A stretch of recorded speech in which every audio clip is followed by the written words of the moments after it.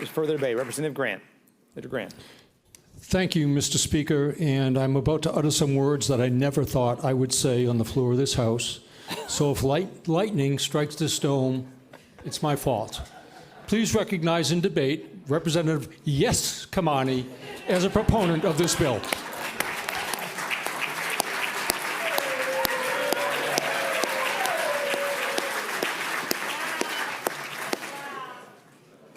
Representative Eskamani, you are recognized in debate.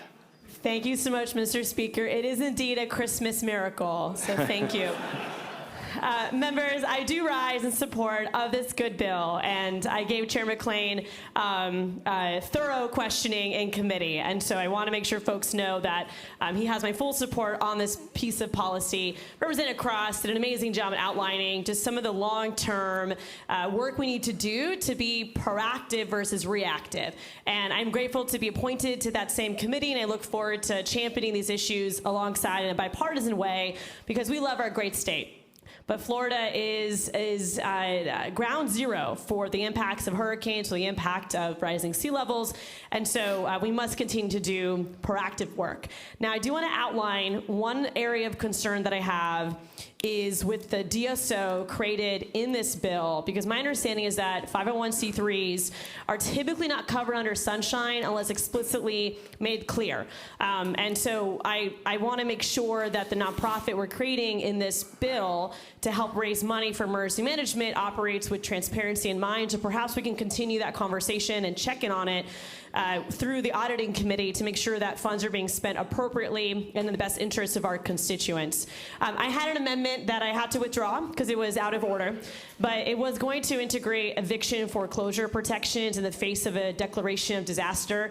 I know many of my colleagues in the Fort Myers area experienced this firsthand with constituents who were being evicted right after the hurricane came. And we also had constituents that were unable to receive rental assistance because the counties that typically deliver it were too busy during hurricane response. And so I do think that any disaster, we have to think about housing security and ensuring that folks have time to reset until they're able to restore their income so that they don't lose their home in addition to experiencing a disaster. And with that, I also just want to stress the importance of equity. Part of this program has language around prioritizing low and moderate families for one of the sources of funding, but it also says that it operates on a first come, first served basis. I'm curious how the agency is going to wrestle with those two priorities, but we need to be intentional making sure that communities who might not have internet access, who might not know what the legislature is, or realize what these programs do, they also have access to apply and receive funds. And so for that, I'm proud to support this policy, and I encourage all my colleagues to do the same. Thank you, Mr. Speaker.